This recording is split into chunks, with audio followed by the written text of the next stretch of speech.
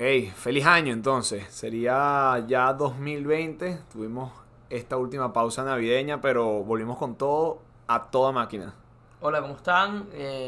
Los mejores deseos para el 2020 que comienza. Y nada, y espero que le hayan pasado también como nosotros a finales de 2019. Para los que vieron a Roberto por ahí echándose sus grandes rumbas, tendrán mejores referencias. Fue muy tranquilo, me fui con la familia al gran país de Nueva Esparta. Sebastián sí se lanzó un viaje en helicóptero por el Roraima, así que... Ok, Planes recomendados, por cierto. Hagan turismo nacional. Eso anda viajando al exterior.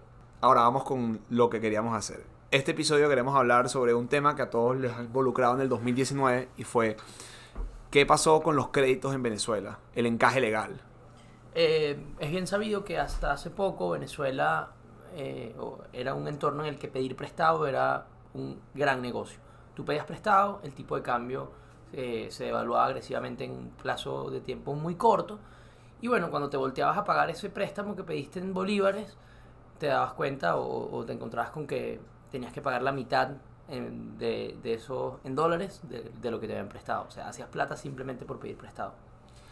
Además, esa dinámica para muchas personas fue un negocio redondo, para muchos negocios era su única manera de subsistir y para la banca era una fuente de ingresos importante.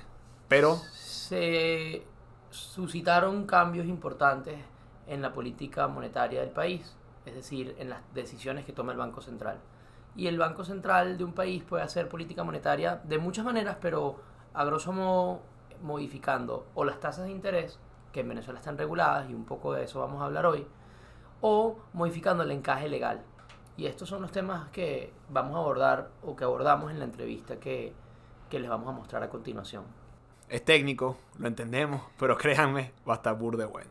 Vamos a tratar de hacerlo lo más digerible posible e igual saben que siempre nos pueden escribir si tienen alguna duda o comentario con respecto a lo que escucharon. Yendo al grano, lo que hicimos fue entrevistarnos con Martín Pérez, presidente ejecutivo de Bancaribe Venezuela, uno de los bancos más importantes del país, con una historia interesante porque además comienza como un banco regional y es después que llega a Caracas y se convierte en un banco nacional y en un banco nacional importante.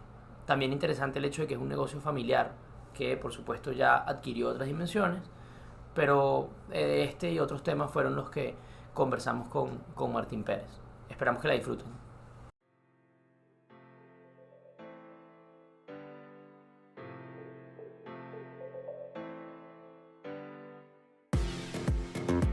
Desde el Rosal, tu podcast preferido de finanzas, economía y negocio. No nos busques, tú sabes dónde encontrarnos.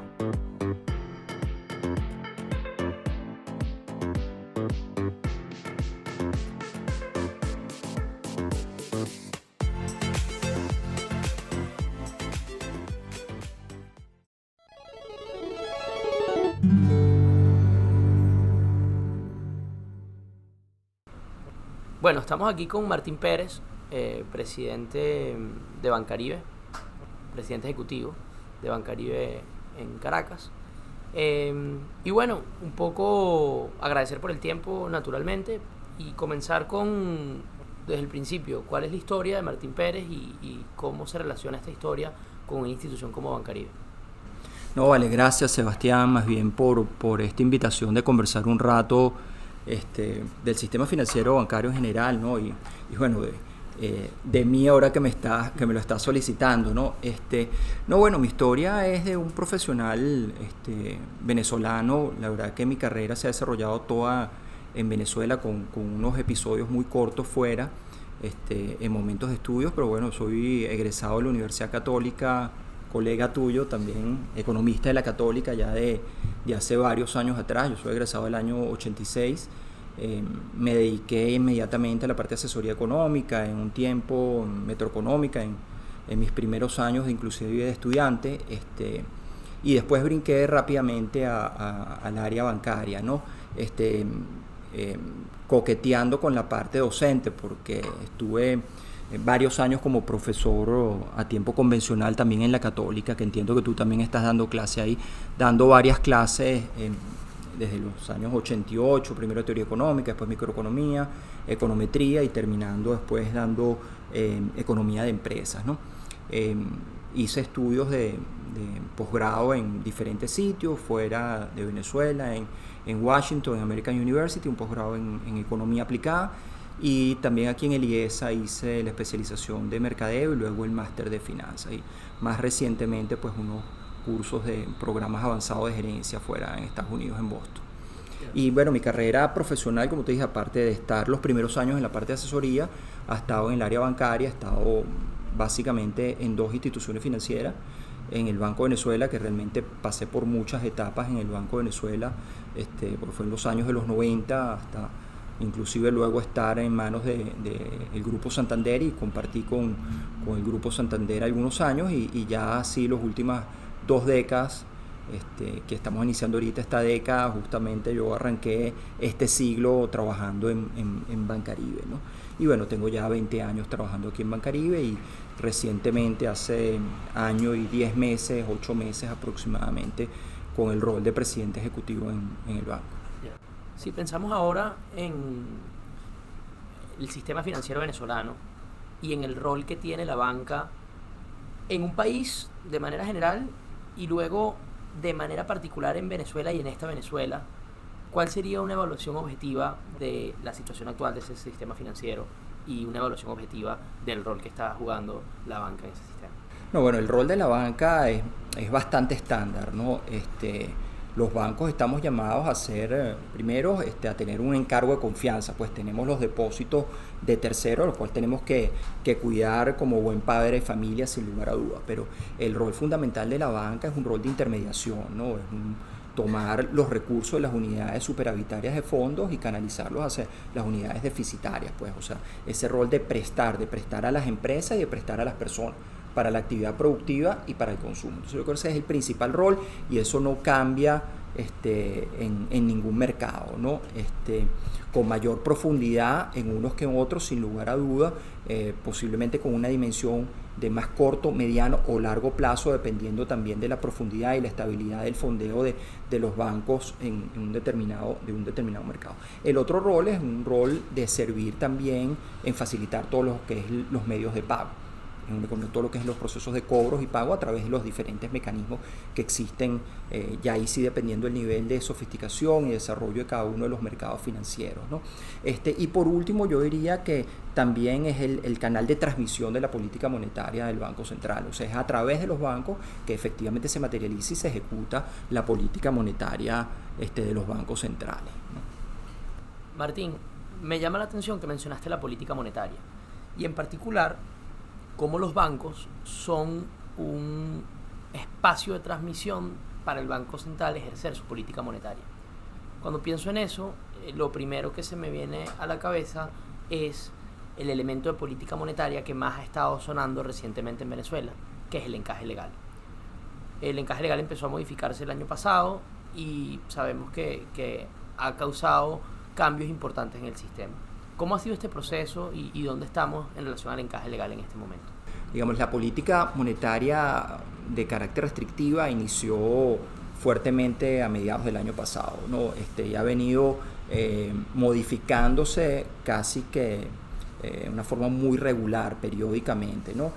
Hoy contamos, para simplificarlo en el pasado reciente, con 2 encajes. Uno es el encaje ordinario, que es un encaje que las magnitudes son muy relevantes en este momento, es 57% de la base de encaje, de la base de depósitos, que es una base de depósitos a principio de año, el 25 de enero de este año, y luego hay un encaje marginal que es el 100% sobre los recursos incrementales o recursos marginales a partir de esa fecha de principios de año.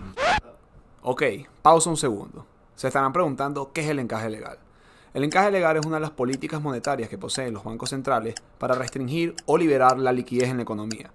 Básicamente, el encaje legal lo que se define es cuánto de los ingresos que entran en los bancos deben mantenerse encajados en las cuentas de los bancos en el Banco Central. Vamos a ponerlo en contexto.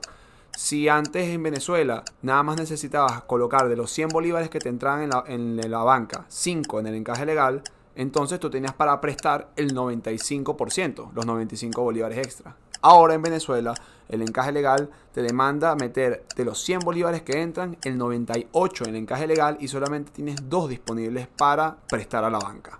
Volvemos. Esto, de una forma u otra, dependiendo de cada institución, pero en términos promedio te puedo hablar que el encaje efectivo legal promedio debe estar rondando entre el 90 y el 95%.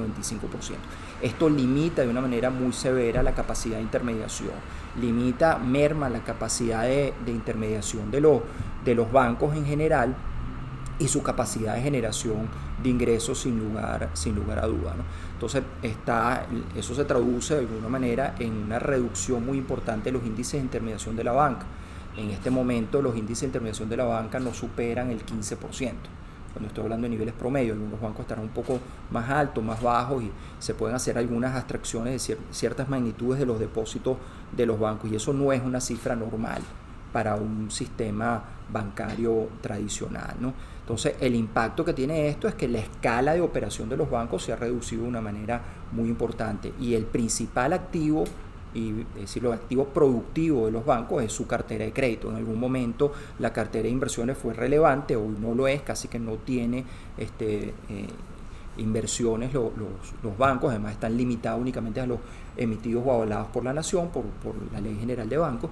Entonces, bueno, ha mermado la capacidad de generación de los bancos de ingresos, y por otro lado la posibilidad de apoyar al sector productivo en los financiamientos de capital de trabajo, financiamiento también a las personas del consumo, y por eso vemos muy disminuido las carteras de créditos vinculadas con consumo, financiamiento de vehículos, financiamiento de tarjetas de crédito, etcétera, y la actividad productiva también poco acompañada de los bancos por esta razón, un poco de política monetaria de carácter estrictamente restrictivo. Sí, o sea, para poner los puntos sobre las IES, lo que estamos diciendo es que el 90% de los activos que han captado los bancos están encajados y en consecuencia no los pueden prestar. Sí, déjame hacer una precisión, no necesariamente los activos, porque los activos tienen otros componentes, ¿no?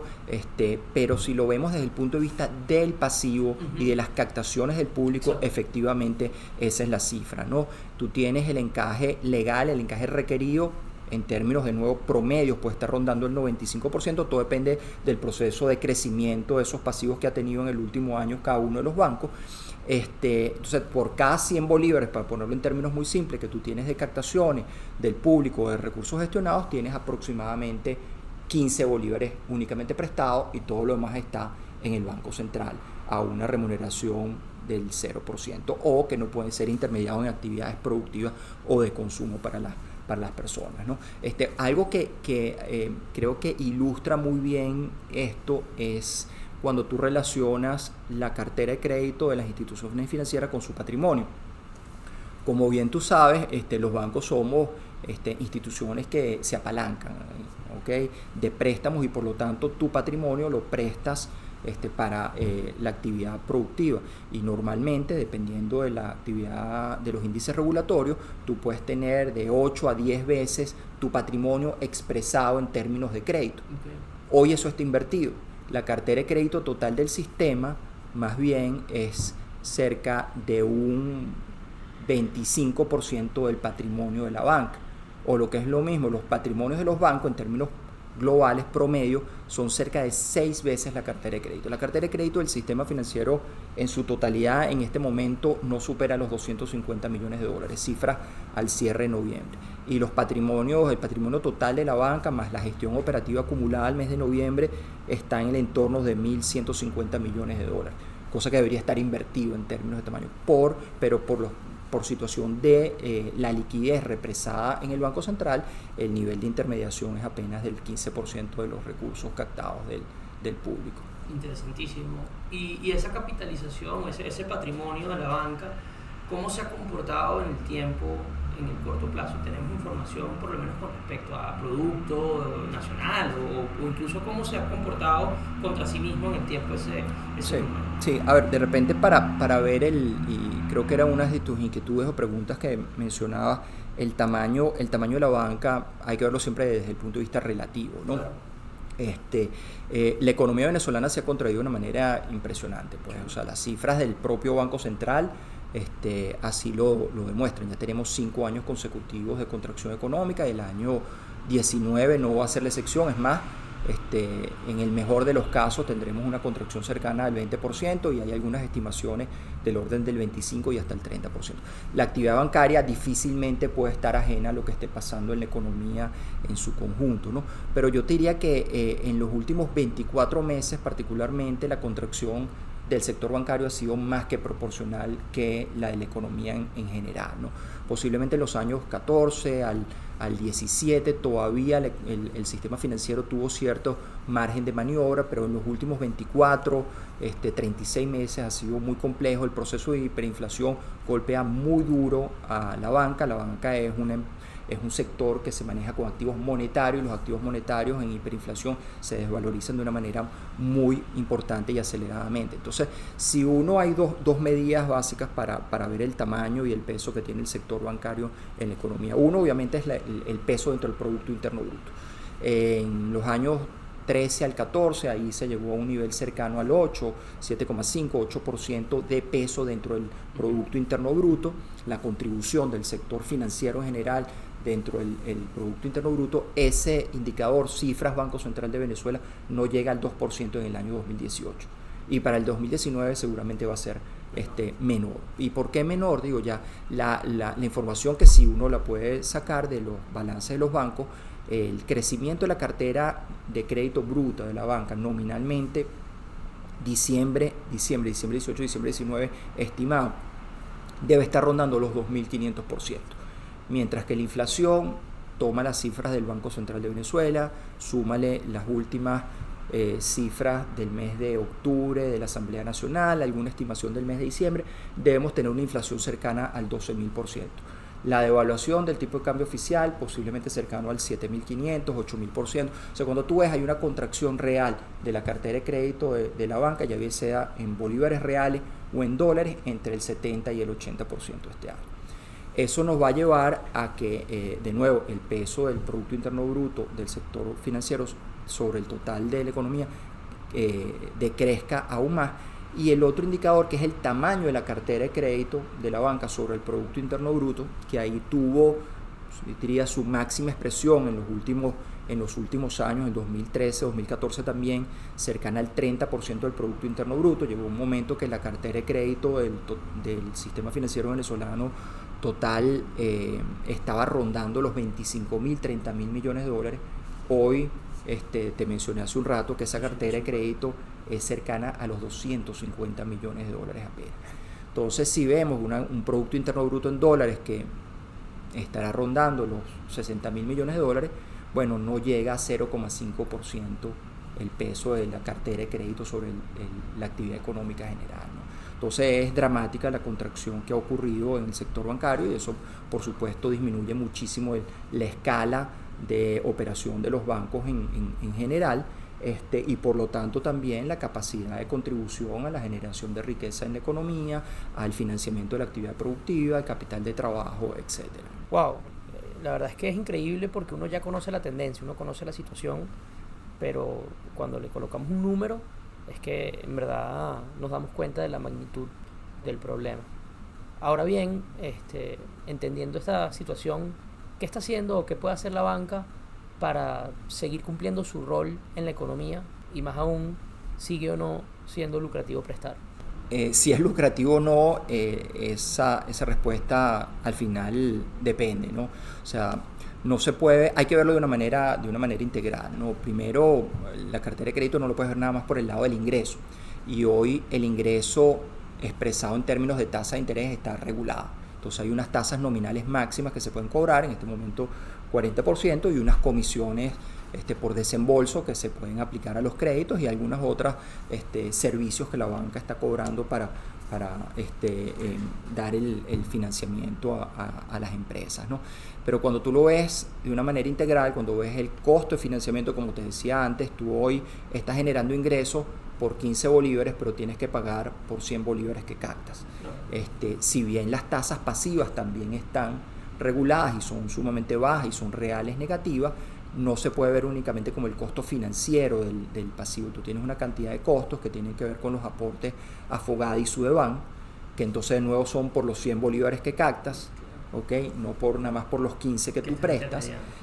Y tienes también una estructura bancaria que estaba dimensionada o está todavía dimensionada para atender un tamaño de economía muy diferente al que hoy día tenemos. O sea, hoy todavía tenemos cerca de 30 instituciones financieras entre pública y privada, tenemos más de 50.000 empleados bancarios, tenemos más de 3.000 oficinas bancarias en un país de nuevo que se ha reducido sistemáticamente en los últimos años y que prácticamente ha perdido 2/3 partes de su Producto Interno Bruto. O sea, para darte una cifra que creo que es muy, muy impactante, esa cartera de crédito de la banca que yo te mencionaba, que son cerca de $250 millones expresado en bolívares a cierre de noviembre, son cerca de 8.9 billones de bolívares.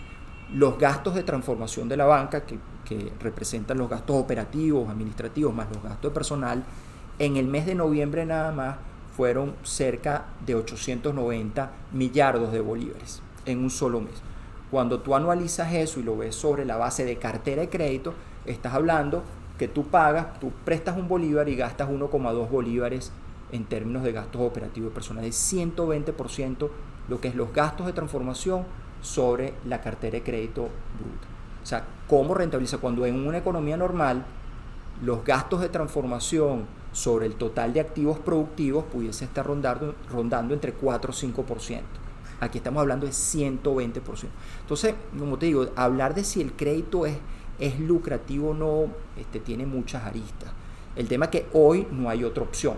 Okay. El no prestar no es una opción, porque tú tienes una base instalada y además tú te debes a los clientes. Si tú no prestas, dejas de tener relaciones con tus clientes, que no nada más es el beneficio, digámosles, o la relación crediticia, sino todos los servicios que están conexos a esa relación que se crea entre cliente y proveedor financiero, ¿no? Entonces yo te diría, hoy está muy comprometido la generación de utilidad vía el crédito tradicional, pero por dos cosas. Uno, porque tienes regulada el precio o la tasa de interés, y tienes regulada también la cantidad, o sea, tienes regulada la ecuación completa, el P por Q. Claro. Tienes la tasa de interés regulada y el Q regulada por los encajes. Entonces tienes una escala muy pequeña y una tasa de interés que en términos reales también es muy baja. Entonces, bueno, este nivel de operación en el mediano plazo no se haría sostenible, porque no tienes cómo cubrir tu estructura de gastos de transformación. Tendría que haber un replanteamiento muy importante de la forma de prestar el servicio, de la eficiencia bancaria, etc. Bien, entiendo. Ahora, Martín, tratando de cambiar el ángulo, no necesariamente hacia el optimismo, pero sí hacia el futuro y las oportunidades que puede haber. ¿Qué nos dice sobre las oportunidades que pueden tener profesionales en Venezuela que estén interesados en el sector financiero, e incluso profesionales que están fuera de Venezuela pero que están interesados en participar en una recuperación del sector o en una recuperación de la economía?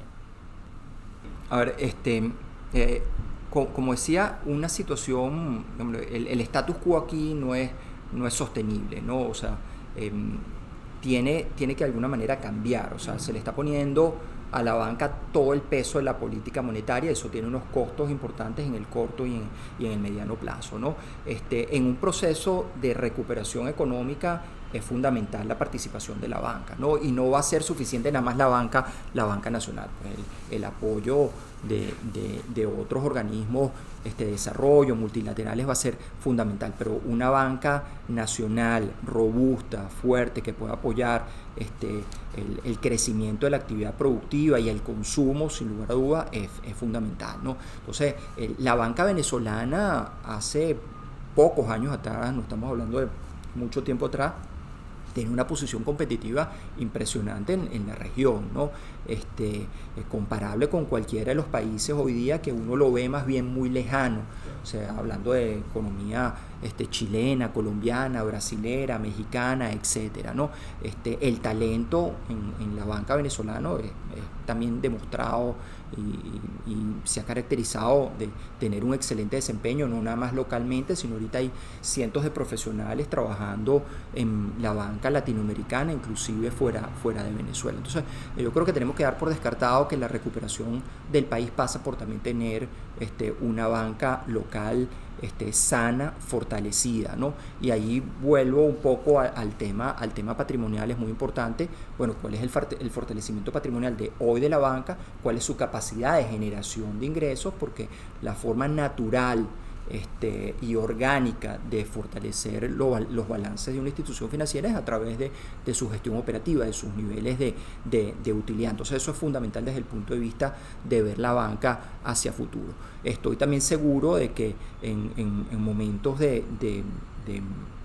oportunidades, en momentos de mayor crecimiento económico, donde las regulaciones disminuyan, donde haya mayor competitividad, donde de nuevo empiece a crecer la economía, pues la banca va a estar acompañándole. Yo creo los accionistas y el propio, a través de aportes de los accionistas actuales o a través de emisión de nuevas acciones de los bancos que actualmente están cotizando en la bolsa, pues vas a tener un fortalecimiento patrimonial que te va a permitir apoyar el desarrollo y crecimiento del país. Y en ese contexto creo que los profesionales en todas las áreas, porque bueno, si hay un sector que emplea una gran cantidad de profesionales de diferentes áreas, de las áreas económicas y financieras, pero de las áreas operativas, ingeniería de producción, etcétera, tecnólogos, en las áreas de capital humano, etcétera, es la banca, ¿no? Entonces yo creo que va a haber oportunidades muy interesantes, sobre todo cuando uno piensa en una banca distinta de cara al futuro, ¿no? Donde hoy día, digamos, la coyuntura y las dificultades de toda índole en términos de manejo de los medios de pago, en términos del cono monetario actual, etcétera, ha obligado a la banca a irse transformando, y el mundo en sí también ha evolucionado en términos de adoptar nuevas tendencias y tecnologías digitales. Yo creo que profesionales de diferentes áreas, como te digo, va a tener un espacio muy importante en la banca. De nuevo, desde la parte financiera hasta la parte operativa, hasta la parte tecnológica, va a tener un espacio en la banca del futuro. Bueno, Martín, de verdad muchísimas gracias. Yo creo que con esto más que completo la conversación. Sí quería saber si quieres añadir algo más, sobre todo relacionado a la situación que estamos viviendo, relacionado al país, relacionado a los profesionales que están, como bien hablaste de ellos, pero también a los que no están y eventualmente van a querer volver. Y bueno, y cualquier mensaje que Martín Pérez le quiera dejar a esa gente que nos está escuchando. Todos los que nos hemos quedado y algunos que no se han quedado, se han ido, pero que están esperando la oportunidad para volver, yo creo que el sector bancario, el sector financiero va a estar ávido de contratar gente, además que traiga otras experiencias. Se va a necesitar, yo creo que la escasez que vamos a tener en el futuro cuando se esté, digamos, reconstruyendo de alguna manera el país, va a ser escasez de talento, ¿no? Pero no porque no haya talento venezolano, sino porque ahorita está en otros lados y porque las necesidades van a estar en todos lados. Y permíteme hacer una pequeña cuña. Yo creo que Bancario va a ser un excelente sitio para atraer talento en todas las áreas, como lo mencionaba. Pues sí, en las circunstancias actuales, nosotros recientemente tuvimos la osadía de hacer unas encuestas internas para medir el ambiente laboral y tuvimos el reconocimiento de Great Place to Work como una empresa con un excelente ambiente de trabajo donde trabajar, y inclusive ejemplo para otras organizaciones. Entonces yo creo que este es un lugar, y muchos otros en Venezuela, para poder desarrollarse profesionalmente, aportar y desarrollar toda esa creatividad que el venezolano y los profesionales y técnicos venezolanos tienen. Óptimo, muchísimas gracias. A Martín. ti, Sebastián, muchas gracias.